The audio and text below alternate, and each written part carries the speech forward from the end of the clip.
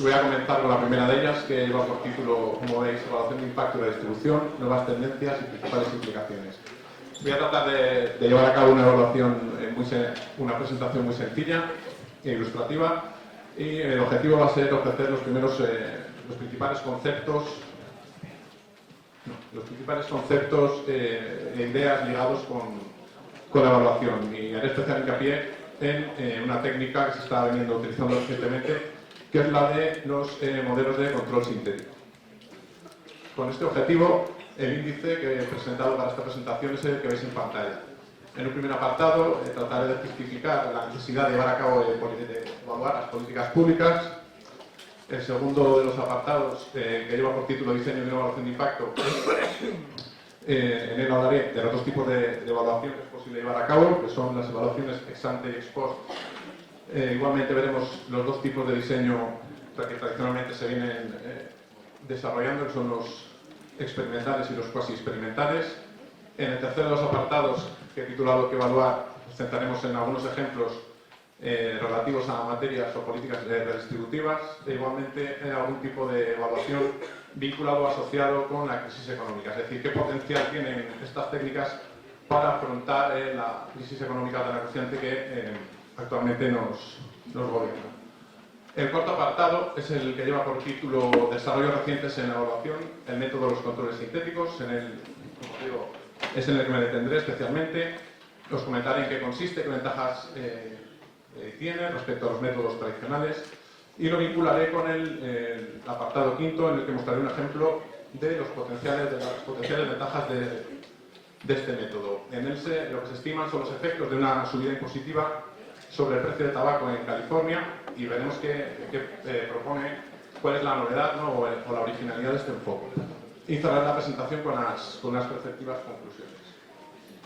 Comenzando entonces por la necesidad de la evaluación.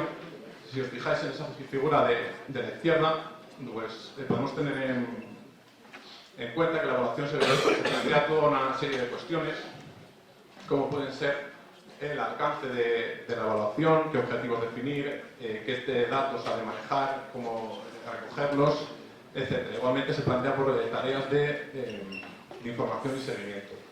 Luego, todo esto se puede traducir en última instancia, o en fin último, se ha de justificar en tratar de responder a las dos preguntas que veis en pantalla. Es decir, ¿se han alcanzado los objetivos inicialmente previstos? ¿Están bien diseñadas las políticas públicas? Para el caso contrario, pues se trata de lograr una mejor articulación de las mismas. Todo proceso de evaluación consta de 4 etapas. Son los que aparecen 4 etapas o 4 fases. La primera de ellas es la denominada supervisión o seguimiento, la segunda es la relativa a la evaluación del proceso, la tercera es la que hace referencia al análisis coste-beneficio, y la cuarta, que es en la que nos detendremos, es la denominada evaluación de impacto. Hay que decir que las 3 primeras son relativas a términos de gestión u organización. Entrando entonces ya con la evaluación de impacto en sí, pues se trata de recoger una de las posibles definiciones que podéis encontrar en cualquier manual. Una de ellas, por ejemplo, como os indico, es la siguiente. Evaluación de impacto es la identificación sistemática de los efectos positivos o negativos, intencionados o no, sobre hogares, instituciones o medio ambiente originados por un determinado proyecto, programa o política pública. En última instancia, cuando se lleva a cabo una evaluación de impacto sobre los individuos, lo que se trata es de evaluar el impacto, el efecto sobre el bienestar de los individuos. En cuanto a la trascendencia o importancia de la evaluación de impacto, se trata de recoger 2 aspectos primordiales. El primero de ellos es que se configura o constituye una herramienta muy valiosa a la hora de evaluar la adecuación y la eficacia de los programas o políticas públicas. Y la segunda de ellas es tratar de vincularla con un escenario de crisis económica y de restricción severa del gasto público, como el que nos está actualmente gobernando. Es decir, se ha de tratar de lograr una asignación eficiente de los recursos, en el sentido de que hay que tratar de utilizarlos de la mejor manera posible, dado que una situación como la actual no está para despilfarros. En cuanto a los objetivos, y también vinculándolo con lo anterior, los podemos concretar en 3. El primero de ellos es el de determinar si un programa produjo los efectos deseados en las personas, hogares e instituciones sobre los que recae. El segundo de ellos, y quizá más importante, hace referencia a que nos permite obtener unos resultados, es decir, unas cuantificaciones de aquello que vayamos a evaluar. Y el tercero de ellos, también sumamente importante, es relativo a esa capacidad de, digamos, de lo que se evalúa, los efectos, que trata de determinar si son atribuibles o no y en qué magnitud a la intervención del programa. Es decir, nos estamos planteando el problema de la denominada causalidad, que lo podemos concretar en la siguiente pregunta. Es decir, ¿mejora la participación en un programa específico en los resultados de los individuos que participan en dicho programa en relación con los resultados que se hubieran observado, ahí llega la parte fundamental, en esos mismos individuos de no haber participado en el programa concreto? Es decir, ¿es posible observar al mismo tiempo eso que se propone ahí? Y la respuesta es que no. Es decir, no se puede observar al mismo tiempo, simultáneamente, los resultados en un individuo que participa en un programa y aquello que le hubiese sucedido en caso de no participar.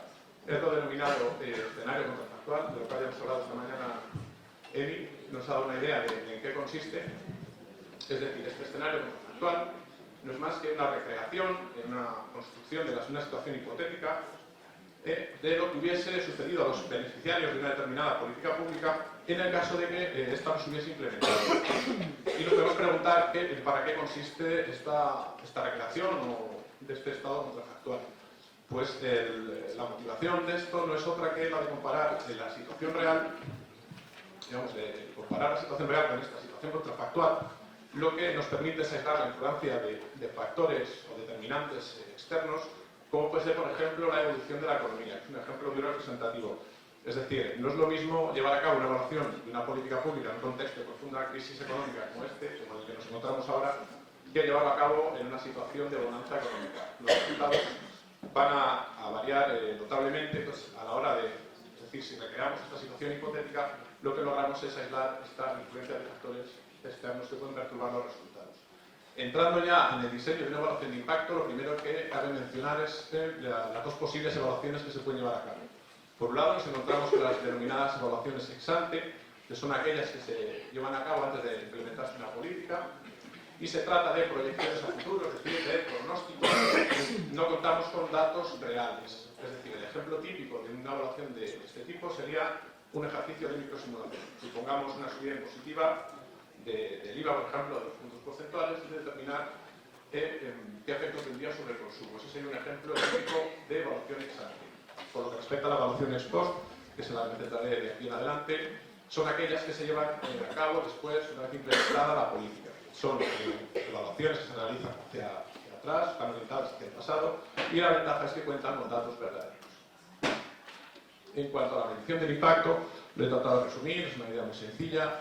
Estimación del impacto del programa, se intenta establecer la diferencia en alguna variable de interés, por ejemplo el nivel de ingresos, entre aquellos individuos que han participado en el programa, es decir, lo que se denomina grupo de tratamiento o grupo de tratados, frente a aquellos que no han participado en el programa, aquellos que hemos recreado mediante el escenario contrafactual. Esa es la idea general de medición de impacto. En cuanto a los dos tipos de diseños que nos encontramos tradicionalmente, pero en primer lugar nos encontramos con los diseños llamados experimentales o aleatorios. Es decir, en este caso, la característica que determina este tipo de metodologías o de diseños no es más que la asignación aleatoria a los grupos tanto de tratamiento como de control. Por el contrario, los diseños experimentales o no aleatorios no se rige este procedimiento aleatorio. Es decir, puede suceder que los individuos elijan participar en el programa o bien que sea el propio evaluador quien decida o que determine a qué individuos asignar a un grupo u otro. En este caso, este tipo de metodología está orientada fundamentalmente a controlar el denominado sesgo de selección. Es decir, es un problema que resulta bastante complicado eliminarlo, pero cada vez a través de técnicas estadísticas y econométricas más sofisticadas, pues se trabaja en esta dirección. Y las principales técnicas, o algunas de ellas, que están orientadas a controlar el sesgo de selección, son las que aparecen en pantalla. Por un lado estaría el método de diferencias y diferencias. Las contribuciones de Heckman y McFadden a esta metodología les valió el Premio Nobel de Economía en el año 2000, En segundo lugar estarían las variables instrumentales, que tratan de controlar el sesgo de selección en las unidades tratadas. Y en último lugar he indicado otra, que es el Propensity Score Matching, que está de moda recientemente, y es una metodología de las denominadas, que se encuadra en los denominados metodologías de emparejamiento o matching, propiamente dicho en inglés. Es decir, un ejemplo de emparejamiento sería el que aparece a continuación. Un ejemplo muy sencillo, esto sería el ejemplo ideal de emparejamiento. Es decir, como he comentado brevemente, con anterioridad, a la hora de analizar las unidades tratadas, a la hora de llevar a cabo una evaluación de impacto, hemos de considerar un grupo de tratamiento y un grupo de control que refleje de mejor modo posible las características de los tratados. Es decir, lo ideal sería encontrar clones o gemelos, salvo que con la diferencia de que los tratados van a recibir la política pública y los no tratados no. Es decir, en este caso notaríamos tres emparejamientos perfectos. ¿En qué consiste entonces el llamado, que indicado aquí, problema de la maldición de las dimensiones? Que es la ventaja que propone el Propensity Score Matching, es decir, trata de corregir este problema. Por lo que propone es que, o lo que viene a decir es que de un lado, si consideramos pocas variables, en lugar de las 4 que aparecen ahí en pantalla, si solo consideramos edad y género, nos encontraríamos con el problema de que para cada unidad tratada podríamos encontrar multitud de unidades no tratadas. Entonces, resultaría difícil encontrar o asociar una que exactamente la que mejor representara a la tratada. Y por el otro lado, nos podemos encontrar con el error contrario, es decir, considerar una multitud de variables y igualmente nos encontraríamos con el programa de identificar y asociar a cada unidad tratada una unidad no tratada que la representase representativamente o significativamente. Sería muy difícil encontrar con muchísimas variables unidades que fuesen, tanto tratadas como no tratadas, que fuesen lo más afines posibles. En cuanto a los inconvenientes de los métodos experimentales, he tratado de sintetizarlos en 4. De un lado, por su propia construcción, trabajan con muestras pequeñas y nos evitan, digamos, generalizar o extrapolar los resultados. Por otra parte, requieren o suponen costes económicos elevados. Requieren asignar mucho personal para realizar encuestas, requieren mucho tiempo con el propio proceso de aleatoriedad, de implementación, etc. En cuanto a las presiones políticas, este inconveniente trata de reflejar la necesidad, el deseo por parte de los políticos de contar con resultados para ofrecer a la opinión pública, y en ese deseo, en ese objetivo, pues pueden, digamos, presionar y que las evaluaciones de impacto no se lleven a cabo adecuadamente. Y en el último lugar estarían las cuestiones éticas, denominadas cuestiones éticas o morales. En este caso lo que se hace referencia es a la asignación aleatoria, es decir, en el caso de un programa que consista, por ejemplo, en el desarrollo de una vacuna, ¿por qué un individuo ha de quedar fuera? Se podría cuestionar por qué un individuo yo he quedado en el grupo de control y no vincularme al grupo de tratamiento. Eso es lo que está relacionado con ese último de los inconvenientes. Es decir, por todos estos motivos, y alguno más, que tradicionalmente en las ciencias sociales y concretamente en economía, se vienen desarrollando métodos cuasi experimentales. Por lo que respecta al tercer apartado, que evaluar, en una primera diapositiva trata de recoger un par de propuestas, un par de ejemplos, que vinculen la evaluación de impacto con las cuestiones políticas redistributivas o la materia redistributiva.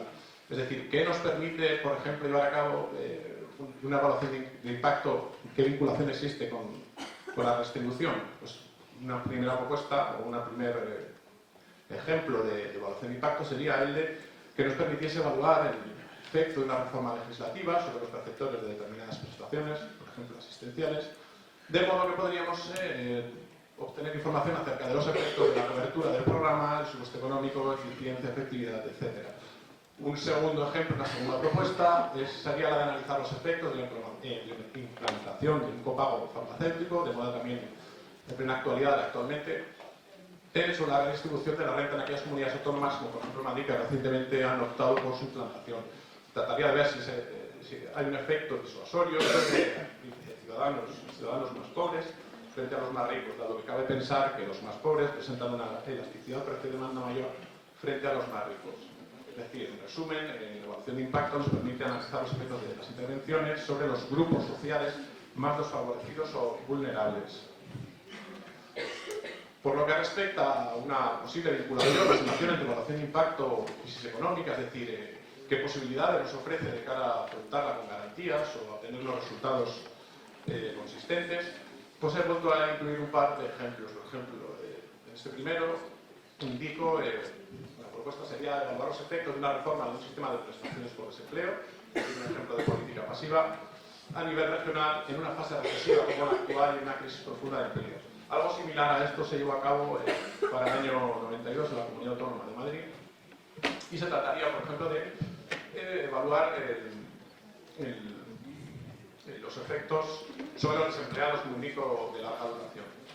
Un segundo ejemplo sería aquel que nos permitiese determinar el efecto de determinado programa de formación, es decir, estaríamos hablando ya de políticas activas, sobre los grupos más desfavorecidos o los grupos más desprotegidos, por ejemplo, jóvenes o mujeres, en relación al tiempo de búsqueda de empleo. Trataríamos de evaluar si se ha reducido, sería lo ideal, ese tiempo de búsqueda de empleo.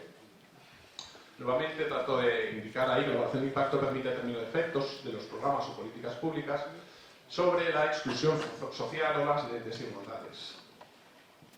Por lo que respecta ya al apartado cuarto, que es en el que voy a comentar esta metodología, como os he indicado al inicio, de reciente desarrollo, es el denominado método de los controles sintéticos, el cual se marca dentro de las denominadas estudios de casos comparativos, donde las unidades de análisis habitualmente son unidades agregadas, es decir, regiones o países.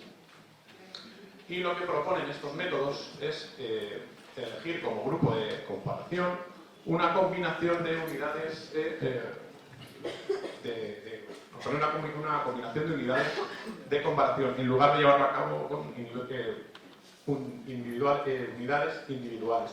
Es decir, si tratásemos de llevar a cabo una evaluación de impacto en España, lo que nos viene a decir es que no es recomendable, no suele ser apropiado elegir como grupo de control cualquier otro país, por ejemplo, digamos Francia o Alemania, en el sentido de que las variables macro es más difícil encontrar una asociación, como digo, entre grupo de tratamiento y control. Por ejemplo, por las peculiaridades del mercado de trabajo en España, pues nuestro país cuenta con unas tasas de desempleo, la evolución que han descrito estas tasas de empleo tan elevadas, no se pueden asemejar, digamos, a modo de ejemplo, con ningún país de nuestro entorno.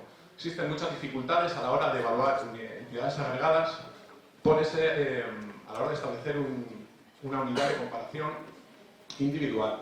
Y lo que propone esta metodología es lograr o encontrar un grupo sintético, un grupo artificial, como combinación de varios.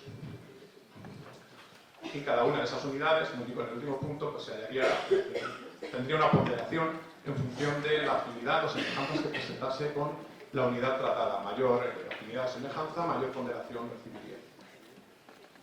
¿Qué ventajas presentan esta metodología? Pues las he tratado de concretar en tres. En primer lugar, se permite evaluar unidades muy agregadas y que, por ejemplo, los datos agregados o datos macros suelen ser mucho más accesibles o dar menos problemas a la hora de tratarlos que los microdatos. En segundo lugar, como he dicho, cada país de los que forman esa combinación tiene una ponderación, nos permite conocer qué constitución exacta se puede asignar a cada una de estas unidades.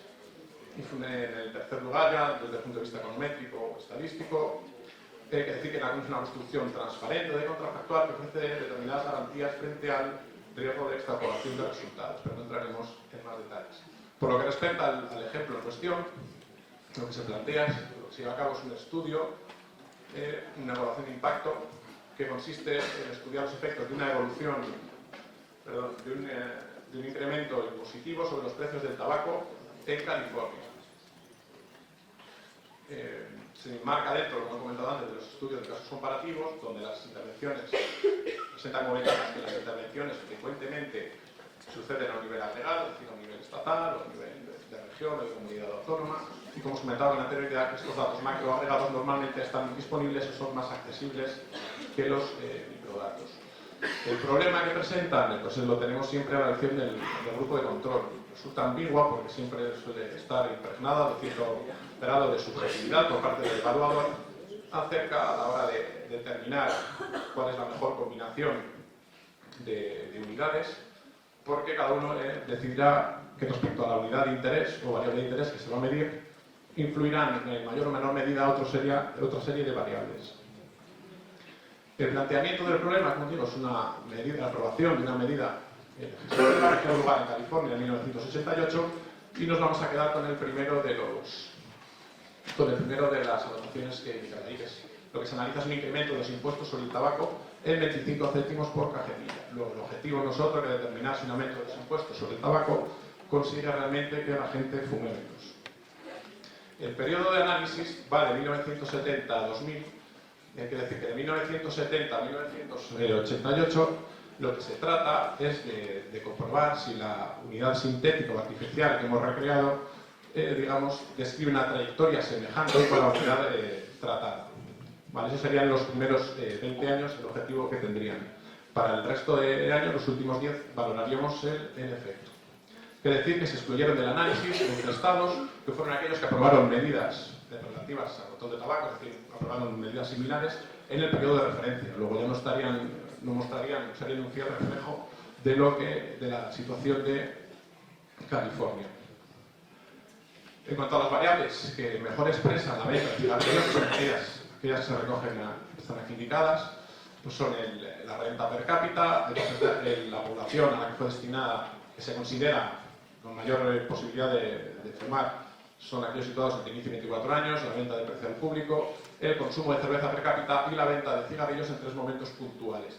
Es decir, estas variables se consideran explicativas de la venta de cigarrillos y son las que van a ser las determinantes a la hora de configurar la ponderación de los diferentes estados en ese grupo sintético o artificial.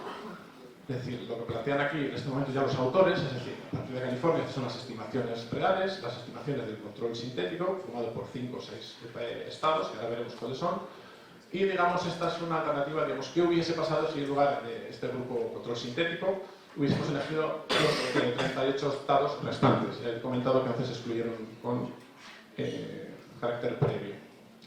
El peso ponderado que se obtuvo pues, para los diferentes estados fue el siguiente. Realmente tuvieron un peso destacado, fueron Nevada y Utah, y además también Montana, Connecticut y Colorado recibieron una ponderación en ese estado sintético, es decir, estaría formado por la participación de estos 5 estados. Los que aparecen con un guión son aquellos estados, los 11 estados eliminados con carácter previo, y el resto no recibió ninguna ponderación. Como os comentaba anteriormente, en la tabla aparecían datos de California frente a la denominada California sintética, este grupo de comparación, y también frente al resto de Estados Unidos, esos 38 estados restantes. Podemos ver en el gráfico de la izquierda que esta lección es errónea, dado que en el periodo previo a la implementación de la política no describen una trayectoria semejante, es decir, estamos tratando de elegir un grupo de comparación o de control y sin embargo vemos que la trayectoria no tiene, digamos, nada que ver con la que describió California. Por el contrario, el grupo sintético que finalmente se elige, vemos que describe casi perfectamente la trayectoria que seguía California con carácter previo a la implementación de la medida. Luego, la evaluación de impacto en este caso no sería más que esta diferencia entre la trayectoria descrita por California y California sintética. Es decir, con esta comparación estamos aislando, como he comentado al inicio de la presentación, la posible influencia de factores externos, que es fundamental. Luego, la diferencia entre la venta de cigarrillos y California sintética no es más que en el periodo previo es prácticamente nula, que es de lo que se trata, de asociar una con otra de modo que parezcan que sean realmente idénticas, y en el momento que tiene lugar el tratamiento, esta diferencia es la que va a determinar el impacto. Y en el estudio se concluyó que efectivamente se redujo el consumo de cigarrillos en 24 cajetillas, se produjo un descenso cercano al 25%. Ya para finalizar, trato de recoger unas consideraciones finales, que son las siguientes. Por lo que respecta a la evaluación de impacto en términos generales, destacar en primer lugar que la cuestión clave es que permite cuantificar los resultados, es decir, proporciona estimaciones de la magnitud de los resultados y cómo afecta a los diferentes grupos o regiones en el tiempo. Y el segundo sería relativo al impacto, a la importancia que tiene de cara a los policy makers, los responsables de política económica a la hora de tomar decisiones, dado que ofrece un análisis, unos resultados rigurosos y consistentes. Sin embargo, también hay que tener en cuenta que algunos programas son muy costosos, son complejos y requieren mucho tiempo de cara a su implementación. Igualmente nos encontramos con limitaciones en los datos, tanto por el punto de vista de la disponibilidad como de la calidad de los mismos. Y en último lugar, hay que decir que siempre existen esas dificultades a la hora de identificar el contrafactual adecuado, es decir, suele existir cierta carga subjetiva, nunca sabemos si vamos a representar convenientemente al Estado la situación del grupo de tratamiento lo mejor posible. Es muy difícil al final. Y otro par de ideas, ya para finalizar. La primera de ellas es poner de relieve una vez más la importancia de la evaluación de impacto en un contexto de grave recesión, como es el actual, dado que nos permite evaluar la eficacia de los programas y las políticas públicas y llevar a cabo una asignación de los recursos de la manera más eficiente posible. Es decir, no despilfarrar recursos. Por lo que respecta a la originalidad o la novedad que nos aporta el método de control sintético, hay que decir que nos abre las puertas a nuevas líneas de investigación futura y nos brinda la posibilidad de llevar a cabo evaluaciones en terrenos como la sanidad, el terreno, el ámbito laboral o la educación. Y esto es lo que os quería contar. Muchas gracias. Bueno, buenas tardes. A Ángel y Alfonso por invitarme a estar aquí hoy. El trabajo que voy a exponer es un trabajo común con mi director de tesis, que es Héctor Sala, de la Universidad Autónoma de Barcelona. Y bueno, lo que vamos en este trabajo es el impacto de la globalización en la demanda de trabajo en España. Para no aburriros con datos y con metodologías extrañas, en esta presentación voy a comenzar hablando de qué es la globalización y cómo puede afectar a diferentes variables económicas que han dicho otros autores sobre el caso. Después analizaré el caso español, qué ha pasado en España con la globalización y el cambio institucional. Y por último presentaré los principales resultados de nuestro trabajo para que veáis, para que cogáis un poco la intuición. Eso es lo principal. Por favor, si tenéis alguna duda, decídmelo y para que quede claro, luego tenéis que hacer un trabajo con los exámenes. Bien, pues en primer lugar es explicar claramente qué es la globalización. Porque es una palabra de la que todos seguro conocéis. Pero es muy difícil de medir y muy difícil de explicar. Una forma de decir que es globalización es decir que es un sistema de interacciones entre países y que la globalización permite una mayor facilidad en el sistema de interacciones entre países. Y en los últimos 20 años vamos a probar, ¿me escucháis todos bien así? Sí. Mejor, ¿no? Pues en los últimos 20 años la globalización ha aumentado una barbaridad. Y ha aumentado una barbaridad principalmente por dos factores. Un factor político y un factor tecnológico. El factor político es que todos los países, a través de la Organización Mundial de Comercio, han tendido a bajar las barreras arancelarias, tanto físicas como no físicas. Las no físicas son, por ejemplo, controles sanitarios, que dificultan la importación de productos. Ese es el factor político. Pero también ha habido un factor tecnológico, que es ni más ni menos que la revolución de las tecnologías de la información y la comunicación. Hoy a todos nos parece muy normal ir de viaje a Estados Unidos, Australia, y cuando quiere hablar con la familia o con los amigos, hace el ordenador y me conecto el Skype. Eso hace 20 años era una salvajada. 20 años hablar por un móvil tenías que sacar un ladrillo vamos, y poder hablar costaba un montón. Hoy en día es muy normal que las empresas, las reuniones, se hagan todas habiendo dos personas en la sala y otras 5 pantallas de ordenador que están cada una en una parte del globo. ¿Vale? Todos esos factores han favorecido a que las interacciones entre países, entre ellos, la movilidad, influya. Lo que vamos a intentar investigar hoy es cómo ha afectado la globalización, sobre todo económica. Pero la globalización puede ser también social, cultural, y todo está relacionado. ¿De acuerdo? Este cambio tan grande en la globalización ha hecho que muchos economistas digan, bueno, vale, nosotros conocíamos un mundo, habíamos investigado ese mundo, pero es que ahora ha cambiado. ¿Y cómo ha afectado la globalización a lo que nosotros creíamos? Y entonces hay un par de líneas claras de investigación sobre el impacto de la globalización. Una es cómo afecta la globalización al crecimiento económico, que son los modelos del Barro, de Sala y Martín, que se utilizan, modelos de crecimiento. Sala y Martín, para que no conozca, es el tío que se parecía a las chaquetas en el palco del Barça, los colorines. Y otro es el que estudia el papel de la globalización y la desigualdad. ¿Han aumentado las desigualdades entre países o dentro de los países? Pues bien, la primera línea de investigación de globalización y crecimiento económico, en un principio parece que sí, la mayor globalización, más crecimiento económico, pero muchos autores han dicho, cuidado, puede que no dependa solo de la globalización, sino que hay que tener algo detrás, hay que tener unas instituciones. Entonces, por globalizarse solamente no se crece, necesitas algo detrás.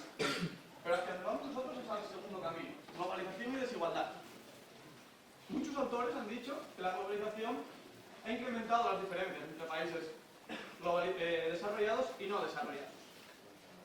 Y eso también se mide a través de modelos de crecimiento económico como los de Martí y Barro y todo ese estilo. Y la otra rama, la que mide desigualdad dentro de los países, va en la línea de medir modelos de mercado laboral. Analizan la demanda de trabajadores cualificados y poco cualificados. Esto no es exactamente comparable a la medida de desigualdad que nos mostraba Raúl por la mañana, porque aquí no tenemos en cuenta que cambia el efecto composición, sino simplemente que los salarios que ganan los trabajadores cualificados son mayores que los que ganaban los trabajadores no cualificados y han incrementado esa diferencia en el tiempo. Y lo que encuentran los autores es que sí, que ha aumentado la desigualdad tanto entre los países como dentro de los países. Y esto sigue un modelo económico, un modelo de teoría económica que los que hayáis seguido, habéis dado algo de comercio internacional, os sonará, que es el Hesperoli, Christopher Samuelson, imagino que a alguno os suene. Y dice, ese modelo lo que viene a decir es que los países cuando comienzan a comerciar entre ellos aprovechan su ventaja comparativa. Un país desarrollado, si comienza a trabajar, a comerciar con un país en vías de desarrollo, se supone que el país desarrollado es capital intensivo, por lo tanto producirá bienes capital intensivo. Por lo tanto necesitará una mayor medida de trabajo cualificado, que es la que puede trabajar, se supone, con bienes en capital intensivo, que son más cualificados, más complejos. Mientras que el país en vías de desarrollo tenderá a aumentar la demanda en productos trabajo intensivos, para lo que se requiere un trabajo menos cualificado. Por lo tanto, según este modelo, aumentará la desigualdad en los países desarrollados, ya que habrá una mayor demanda, la desigualdad en términos del gap entre el salario de los trabajadores cualificados y poco cualificados. Mientras que en los países en vías de desarrollo tenderá a disminuir.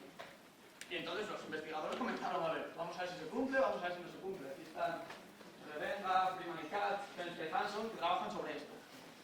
Pero ellos han visto que sí, es cierto, en los países desarrollados aumenta la desigualdad. Correcto, el modelo va bien. Pero han visto que en los países en vías de desarrollo también aumenta la desigualdad. Y han dicho, hostias, ¿qué pasa aquí? Esto no lo explica nuestro modelo. Y en vez de decir, bueno, nuestro modelo puede estar equivocado, han buscado otra solución. Y una solución que se muestra es que, vale, quizás es que sí que exista el efecto de aumentar la demanda de trabajadores poco cualificados, pero quizás exista otro que lo compense. Y ese otro es el efecto técnico sesgado hacia el trabajo cualificado. Entonces, al globalizarse, aumenta la transmisión de cambio tecnológico y eso tiende a aumentar la demanda de trabajadores cualificados, también en los países en vías de desarrollo. Y según la evidencia empírica, eso compensa el efecto del mercado internacional. ¿Vale? Pero entonces, apareció otra cosa. Apareció Rodrik, un profesor de Harvard, y en 1997 dijo, vale, es que quizás los cambios en la desigualdad y en la globalización no se muestran solo ante cambios en niveles y cambios en salarios. Quizás también aumente la elasticidad de la demanda de empleo. ¿Qué es eso? Pues con la globalización es probable que la demanda de empleo, la cantidad de empleo que nosotros queremos, que las empresas quieren contratar, cambie al aumentar el salario. Esto quiere decir, al aumentar el salario, ahora las empresas demandarán menos empleo que antes. ¿Por qué? Pues bien, principalmente por dos motivos.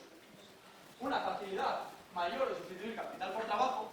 Al globalizarnos, aumenta nuestro contacto con otros mercados, aumenta la facilidad de mover factores, de contratar trabajo, de desplazarnos nosotros fuera, bien comprando bienes intermedios de otros países, o bien deslocalizando parte de nuestra producción. Seguramente la mitad de la ropa que llevéis vosotros será o de China, o de Vietnam, o de Turquía. ¿Vale? Eso es parte de deslocalizar el producto. Otra cosa es un efecto en el mercado del producto. ¿Qué pasa aquí? Hay gente copiando apuntes. Muy bien. Hay un incremento de la competencia en el mercado del producto, porque yo, que estoy en España, tengo una empresita, y estoy muy contento porque la empresa más cercana que produce algo parecido a lo mío está en Alicante. Y entonces a mí me van a seguir comprando los de aquí. Pero ¿qué pasa? Que nos abrimos. Y entonces la empresa se me monta una tienda al lado que produce lo mismo que yo y encima lo produce en China con una mano de obra mucho más barata. Entonces digo, vale, ya no compito con Alicante, yo compito con China, compito con Qatar y compito con Australia. Y entonces la competencia aumenta. Y entonces, ¿qué pasa? Que si a mí me aumentan los salarios y yo aumento el precio, la gente dirá, no, pues yo no te compro a ti, voy a comprar al chino que me sale mucho más rentable. ¿De acuerdo? Es un ejemplo gráfico, propio chino. ¿Vale? Entonces, te hacen mucho más sensible a cambios en los costes. Si aumentan los salarios, aumentan mis costes, y si yo aumento el precio, disminuye mucho más que antes la cantidad demandada en el producto. Por lo tanto, los empresarios se vuelven mucho más sensibles a cambios en los salarios. Y eso tiene tres principales consecuencias. Todo esto es según Rodríguez, no me lo invento. Las posibles consecuencias son un aumento de las respuestas de la demanda de empleo ante shocks globales. Y esto creo que queda muy plásticamente explicado con el efecto que ha tenido la última crisis mundial. Una crisis en las hipotecas subprime en Estados Unidos la ha liado parda en todo el mundo, ¿de acuerdo? Y esto quiere decir que cualquier shock que ocurra en cualquier parte del mundo ya no se va a quedar en esa parte, se va a distribuir por todo el mundo y va a tener un impacto mayor que antes, incrementando la volatilidad del mercado de trabajo. Y en España, como bien se comentaba por la mañana, siempre se caracterizó por tener una tasa de paro más alta que la media de la Unión Europea y una volatilidad también mucho más alta. Por lo tanto, esto no es nada bueno para el mercado de trabajo español. Otra es una mayor sensibilidad ante cambios en los costes no laborales. Esto, por ejemplo, imaginaos que como trabajador yo quiero tener unos estándares de trabajo mucho más altos. Pero es que ahora a los empresarios dirán, vale, pero entonces tengo que bajar el sueldo. Y el trabajador no podrá decir nada, porque si habéis estudiado algo de imposición, sabéis que el que tiene la elasticidad más inelástica es el que carga con eso. Por lo tanto, si yo quiero mejorar mi estándar de vida, voy a tener mucho más difícil compartir ese cargo con el resto de grupos de la sociedad, porque mi elasticidad ahora es mayor. Y por último, asociándolo todo, hay un incremento del poder negociador de los trabajadores. En el momento en el que nos sentamos a negociar con la empresa dirá, vale, no te puedo subir el sueldo. Y tú no puedes decir, súbeme el sueldo como antes, porque sabes que ahora si te suben el sueldo, tienes más posibilidades que antes de perder tu trabajo. Y entonces la posición con la que te sientas a negociar en la mesa ya es diferente. Tienes un menor poder de negociación. Por lo tanto, si hay un incremento de la elasticidad de la demanda de empleo, básicamente hay un cambio de poder a favor de los empresarios y en contra de los trabajadores. Los trabajadores pierden poder de negociación, básicamente. ¿De acuerdo? ¿Quedado claro hasta aquí? Más o menos. Bien, hay un montón, hay una veintena de trabajos empíricos que intentan testar si esto ha ocurrido o no. La mayoría de trabajo analiza, otra vez, trabajo poco cualificado y trabajo cualificado. Y ver si aumenta más la elasticidad de la demanda de empleo de los trabajadores poco cualificados, que normalmente son los que tienen menos posición negociadora. Y aunque Slaughter, que fue el primero, un poco que rompió la línea, sí que encuentra una tendencia positiva en esa elasticidad debido a la globalización, los resultados que han venido después han mostrado resultados mixtos. Por lo tanto, no se puede concluir que la conjetura de Rodríguez se cumpla para toda la economía. Y en esta línea, nosotros lo que queremos investigar es qué ha pasado con España y si en España esa elasticidad ha cambiado, ha aumentado o sigue igual. ¿De acuerdo? Para comenzar, explicar un poco qué ha pasado en España. En España rápidamente hemos pasado de una dictadura, finales del 75, a una democracia y después, al poco tiempo, nos hemos metido en Europa ya. O sea, ha sido un cambio vertiginoso. Y eso se refleja. Estos cuatro gráficos indican diferentes medidas de globalización, una medida general, esta es globalización política, globalización económica y esta última globalización social. Son índices que tienen muchas cosas detrás, para que os hagáis una idea. El índice de globalización social tiene en cuenta el número de establecimientos de McDonald's y de Ikea en un país, para hacer el índice. Es un índice que está, bueno, es de Dreger, 2006, si busquéis a Dreger os salen estos índices para todos los países. Y en España se ve claramente que hay una pendiente positiva, no hemos parado de globalizar. Y aunque parezca que esto se repita para todos los países, tú si miras países africanos, que son los otros índices que conozco, que he trabajado con ellos, ves que sí, no siguen una pendiente, sino que varían en torno a la misma media. Y en Estados Unidos, por ejemplo, el índice de globalización económica no pasa del 20%, 20-30%, mientras que en España ha alcanzado el 80%. Por lo tanto, vemos que antes de los 80, la globalización en España era baja, 50%, y en los 80, finales ya, hay un cambio estructural en el que aumenta. Y esto es principalmente por la entrada de España en la Unión Europea, en 1986. ¿Vale?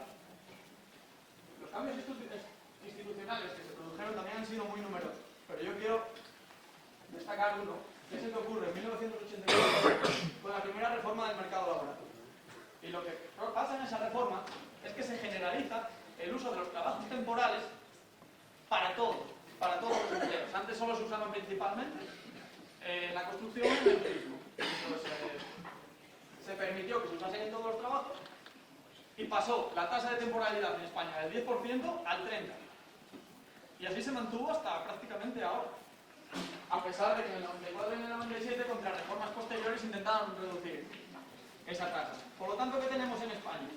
Llegamos a mitad de los 80, entramos en Europa y aumentamos la flexibilidad del mercado de trabajo. En parte esto se hizo porque los empresarios veían, vale, vamos a competir en Europa, vamos a abrirnos al mundo. Pero es que a mí, como no me des flexibilidad, yo me hundo. Y en parte por eso la flexibilidad tuvo ese auto del 30% y los ajustes. Hay un debate terrible, gente de FEDEA, gente de tal, que discute sobre dualidad en el mercado de trabajo y que si queréis leerlo hay un montón de literatura sobre él. Pero bueno, yo solo quería mencionar que hay un cambio estructural en España a mitad de los 80, tanto en globalización como en flexibilidad del mercado de trabajo. Aquí tenemos variables macroeconómicas sacadas de la base de datos del MORS, que es la que utilizamos por Colgado. Son agregados nacionales y vemos la diferencia entre los dos periodos. El primer periodo que vamos a analizar es de 1964 a 1984 y el segundo va de 1985 a 2007. Periodo pre-globalización, post-globalización, ¿de acuerdo? Y vemos que la tasa de crecimiento económico promedio no varía apenas entre los dos periodos, es un 3,5, 3,3% promedio, anual, pero la forma de crecer sí que cambia, y bastante. En el primer periodo tenemos una parte de la época industrializadora, en la que hay una gran acumulación de capital, mientras que no tenemos crecimiento del empleo en ese primer periodo. Debido también en parte a la crisis que luego vino de verdad. Pero lo que más me interesa, en el segundo periodo sí hubo una tasa de crecimiento del empleo, pero lo que más me interesa es el comportamiento de la productividad agregada y de los salarios reales agregados. Y es que en el primer periodo los salarios reales crecen muy por encima, 2 puntos porcentuales por encima, casi un 95, de la productividad, haciendo aumentar la participación de las rentas del trabajo en el total de las rentas de la economía, mientras que en el segundo periodo, tanto los salarios como la productividad crecen a la misma tasa, mucho más baja que en el periodo anterior, que es un 0,75%, manteniendo la participación de las rentas del trabajo en la economía en torno al 64%. Muchos estudios del Fondo Monetario Internacional, incluso ahora, han detectado ya una tendencia en casi todas las economías desarrolladas a la baja de esa participación de las rentas del trabajo. Pero bueno, para nuestro análisis se mantuvo constante. Bien, ¿qué vamos a hacer nosotros? Pues vamos a estudiar la elasticidad de la demanda de trabajo de España para esos dos periodos a través de la ecuación de Hamilton. Esta ecuación lo que nos dice es que la elasticidad total de la demanda de empleo depende de dos componentes, los dos componentes que mencioné antes. La facilidad por sustituir trabajo doméstico por otros factores y las interacciones que ocurren en el mercado de productos. ¿De acuerdo? Y para ello utilizamos dos ecuaciones en cada uno de los dos periodos. La primera ecuación, que es una regresión de la demanda de empleo, la que aquí es el número de empleados, esto es la producción, estos son los salarios reales, y esta representa la tendencia lineal que recoge el cambio técnico, nos interesa destacar el coeficiente beta 2. Todas estas variables son logaritmos. Por lo tanto, beta 2 nos identifica la elasticidad de sustitución de la demanda de empleo con respecto a los salarios. ¿Por qué de sustitución? Que es el primer componente de la ecuación de Hammerman. Pues bien, es la sustitución porque aquí estamos controlando por la producción. Por lo tanto, estamos diciendo, ¿cómo cambia la demanda de empleo de las empresas en España al aumentar los salarios cuando las empresas tienen que producir lo mismo? Entonces, si tienen que producir lo mismo y les aumenta el coste de un factor, pues utilizarán más del factor que está relativamente más barato, ¿vale? Mientras que en el segundo modelo también utilizamos una demanda de empleo, pero aquí sustituimos la producción por el stock de capital. Y entonces, este alfa 2 lo que nos recoge es, ahora las empresas aumentan el salario, bajan la demanda de empleo, pero además también, aparte de sustituir capital por trabajo, pueden producir otra cantidad diferente. Maximizan beneficio en otro punto de la función. Este alfa 2 entonces nos recoge el elemento a la izquierda de la ecuación de Hammerman, que es la elasticidad total del empleo con respecto a los salarios. Como calculamos este componente usando matemáticas avanzadas, obtenemos como diferencia. ¿Vale? Vale, nuestra base de datos. La base de datos que vamos a utilizar es la base de datos BDMOS, que nos da información de 1964 a 2007 para 14 sectores de la economía española, tanto manufactureros como servicios, hemos sacado la agricultura, para las 17 regiones y para los 44 años. Las variables a utilizar son las que os he enseñado en los modelos anteriores, pero además añadimos una medida de apertura, que es exportaciones más importaciones sobre el producto, para recoger cambios que existan en la demanda de trabajo exterior, en la demanda de producto exterior, y así poder contener mejor la demanda de trabajo y fijarnos solo en las necesidades. ¿De acuerdo? Y bien, los resultados es, para el primer periodo, cada columna representa una metodología diferente de econometría. La que nos interesa es la última, que nos cola por endogeneidad, variables dinámicas y demás. Y aquí tenemos el primer efecto, la actividad total es menos 0,7. ¿Qué quiere decir? Al aumentar 1% los salarios en España, disminuye 0,7 la demanda de trabajo. Y esto se debe a los dos componentes. Un menos 0,27 es el efecto sustitución y un menos 0,44 es el efecto que ocurre en el mercado de precios. Aquí, como ya vemos, la mayoría de los trabajos, no lo he mencionado antes, solo se centran en esta elasticidad de demanda, la de sustitución. Pero aquí vemos que para España el efecto escala, el efecto que ocurre en el mercado del producto, tiene una mayor importancia, es casi el doble de la elasticidad de sustitución. Que es muy importante y veremos luego las implicaciones. Y para el segundo periodo, vemos que la elasticidad total es menos 1,27, ha aumentado casi el doble, y ha aumentado gracias a un aumento en los dos componentes. Pero como veremos, la elasticidad de sustitución aumenta un poco, mientras que el cambio grande viene del efecto escala, del efecto en el mercado del producto. El efecto se ha debido a que las empresas han empezado a competir fuera y eso nos ha pillado. Y bueno, y aquí para que lo veáis gráficamente, esta es la evolución de los tres componentes, la elasticidad total, el efecto escala y el efecto sustitución, a partir de 1981. Datos de la estimación a partir del 84. Y como vemos, aquí también aumenta, pero aumenta menos, se queda estable el efecto sustitución. ¿Y por qué se ha quedado estable el efecto sustitución en España ante la globalización y el mayor acceso al cambio técnico? Pues bien, una explicación es que en estos periodos, a partir de los 90, cuando esto se estanca, es cuando en España comienza a centrarse en sectores trabajo intensivos, como son la construcción y el turismo, con un peso muy específico en el empleo. ¿Y eso qué ha hecho? Que si tú produces utilizando mucho trabajo, por mucho cambio técnico que haya, una hormigonera será una hormigonera y necesitará 6 trabajadores para hacer un edificio, a no ser que el cambio técnico sea brutal. Por lo tanto, si es muy trabajador intensivo los modelos, la construcción, no podrá sustituir fácilmente trabajo por capital.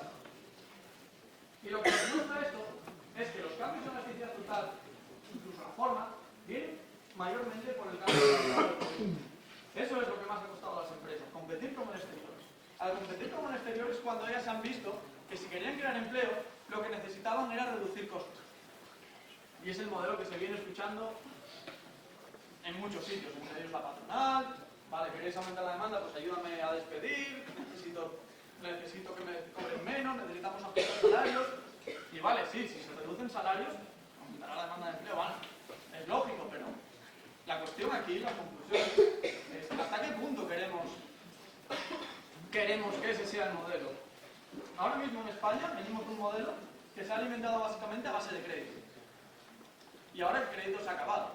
Y hay una distinción, lo leí en un artículo el otro día, entre países que han crecido a base de crédito y países que han crecido a base de exportaciones. Y hoy, como decía Eli, las exportaciones es lo único que puede sacar a España ahora mismo hacia adelante.